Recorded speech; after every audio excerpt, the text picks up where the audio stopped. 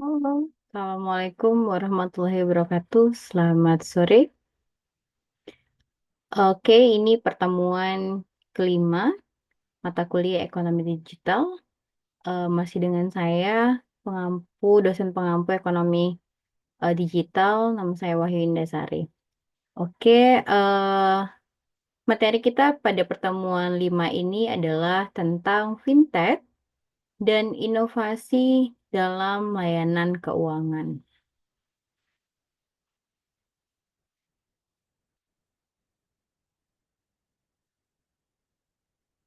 Nah, fintech dan inovasi dalam layanan keuangan.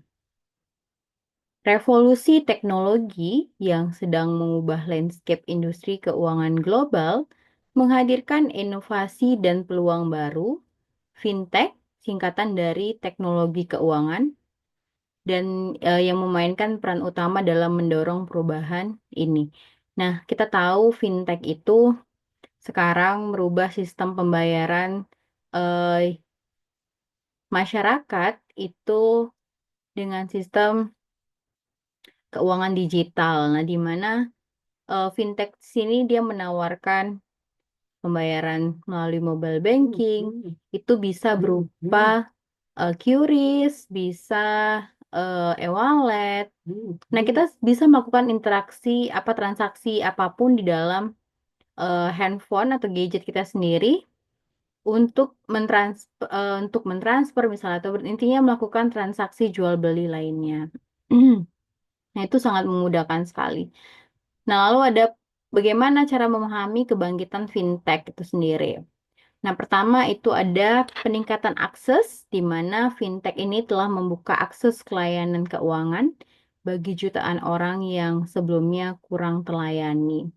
Lalu ada layanan yang disederhanakan, antarmuka yang ramah, pengguna dan proses yang disederhanakan yang telah membuat layanan keuangan itu lebih mudah diakses. Lalu ketiga itu adalah inovasi yang berkelanjutan, di mana fintech ini terus mendorong inovasi dalam layanan keuangan yang menciptakan solusi baru dan meningkatkan yang ada.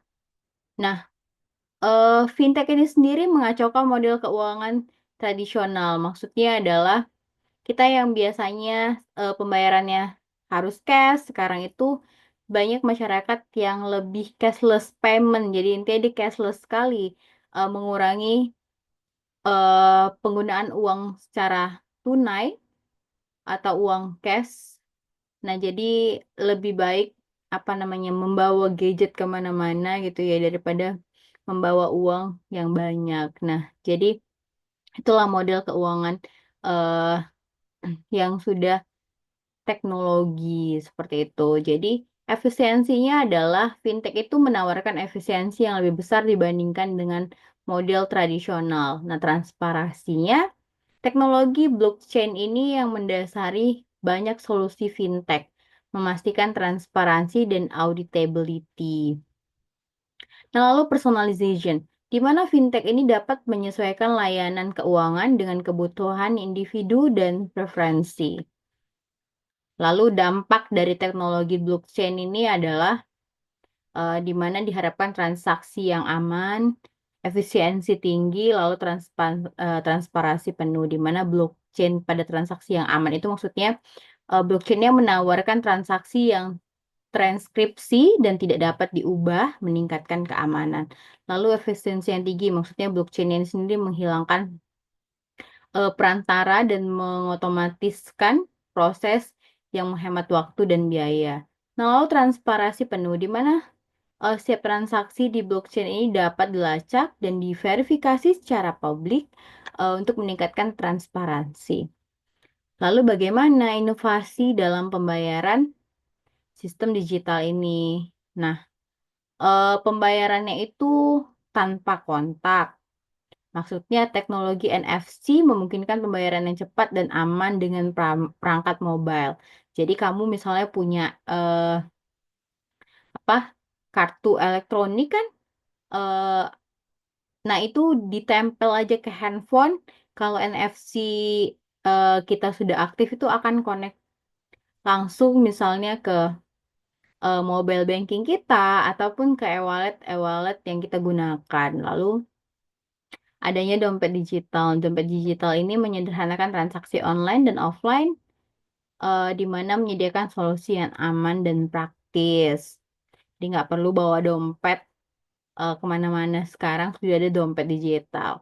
Nah, transfer uang real time, maksudnya transfer uang instan antara akun bank memungkinkan akses cepat ke dana. Karena kalau dulu kita mentransfer itu harus ke bank dulu, yang itu kan banyak membuang waktu di mana harus mengantri dan lain-lain. Sekarang kita transfer uang itu bisa menggunakan gadget saja, dimanapun dan kapanpun, sesuai dengan kebutuhan kita. Nah, lalu kemajuan dalam peminjaman dan kredit. Nah, ini peminjaman peer-to-peer, di mana P2P ini lending menghubungkan peminjaman dan pemberi pinjaman secara langsung, membuka akses ke kredit yang lebih luas. Jadi melalui mobile banking aja sudah bisa melakukan pinjaman. Nah, tapi jangan pinjol ya. Lalu kredit mikro. Di sini fintech juga memungkinkan akses ke pinjaman kecil yang dapat membantu usaha kecil dan menengah itu berkembang.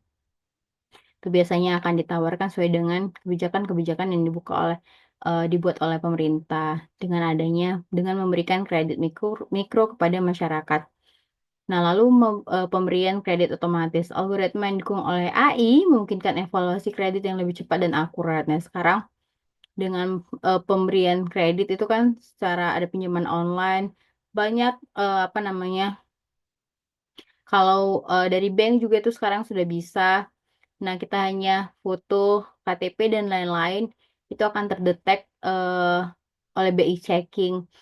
Nah, seperti itu. Jadi itulah mudahnya AI sekarang, dengan adanya AI itu mempercepat segala prosesnya dan lebih akurat lagi. Lalu peran AI dan pembelajaran mesin.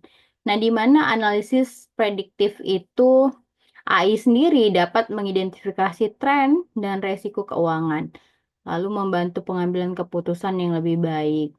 Nah, bagaimana dengan deteksi penipuannya? Nah, AI sendiri dapat menganalisis pola transaksi yang mencurigakan, sehingga dia meningkatkan keamanan seperti itu. Nah, lalu personalia layanan. Nah, AI dapat memberikan rekomendasi layanan keuangan yang sesuai dengan kebutuhan individu. Nah, jadi canggihnya sekarang, eh, AI itu sendiri sudah menggantikan posisi manusia ya kan. Jadi eh, dia sudah bekerja dengan baik sesuai dengan kebutuhan kita penggunanya. Apa yang ingin kita cari seperti itu. Sekarang sudah mudah mengakses apapun, termaksud kita dalam pembuatan artikel dan lain-lain itu sudah mudah diakses. Kamu bisa mengakses jurnal berkaitan dengan ekonomi digital itu dan terbuka luas saja gitu seperti itu. Nah, itulah apa peran si AI tadi, bagaimana apa namanya menggantikan fitur manusia untuk dia lebih dapat memberikan solusi terbaik, nah itu yang akurat, yang dapat apa namanya menjawab problem-problem kita, baik itu berkaitan dengan apapun seperti itu. Nah, lalu bagaimana meningkatkan inklusi keuangan itu sendiri? Nah, eh adanya ekonomi digital ini memang adalah tujuannya untuk meningkatkan inklusi keuangan, di mana supaya masyarakat itu mudah mendapatkan akses ke layanan keuangan.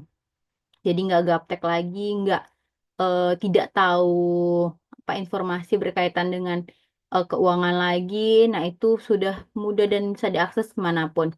Fintech dapat memberikan akses ke layanan keuangan bagi penduduk di daerah terpencil. Intinya punya handphone saja, punya paket, punya data, itu bisa dapat mengakses segala kebutuhan dan informasi berkaitan dengan layanan keuangan. Lalu meningkatkan literasi keuangan. Nah, aplikasi dan platform fintech itu dapat memberikan pendidikan keuangan yang terjangkau dan mudah diakses. Jadi intinya memang kita punya gadget, sekarang itu dipergunakan sebaik mungkin karena segala informasi yang kita di daerah terpencil pun akan mendapatkan informasi apapun yang kita butuhkan selama kita masih menggunakan gadget itu dalam fungsi apa namanya sesuai dengan kebutuhan yang kita butuhkan seperti itu. Lalu kesempatan ekonomi.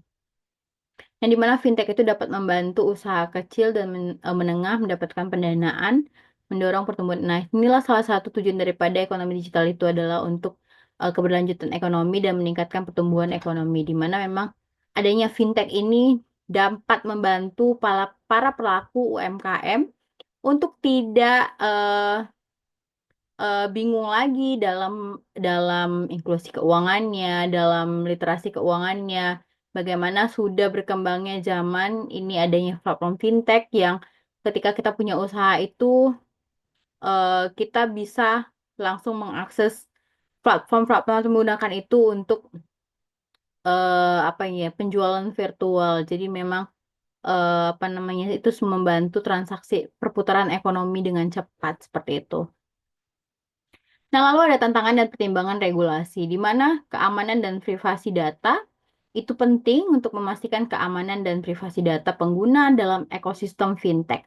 Lalu bagaimana kerangka regulasinya? Nah, pembuat kerangka regulasi itu yang berkomprehensif untuk fintech sangat penting untuk pertumbuhan ekonomi yang berkelanjutan. Lalu ada studi kasus inovasi fintech yang sukses, di mana fintech inilah memang dilahirkan berbagai startup dan perusahaan inovatif yang telah mengubah layanan keuangan. Contohnya adanya Gojek, Grab, Maxim, banyak lagi kan yang telah berevolusi sistem pembayaran dan transportasi di Indonesia. Baik, itu aja materi kita dalam pertemuan ini. Saya sudahi. Assalamualaikum warahmatullahi wabarakatuh. Nah, untuk evaluasi soal-soal kalian dapat membantu, saya akan terbantu melalui modul ajar yang sudah saya upload ke dalam portal. Baik, terima kasih. Selamat sore.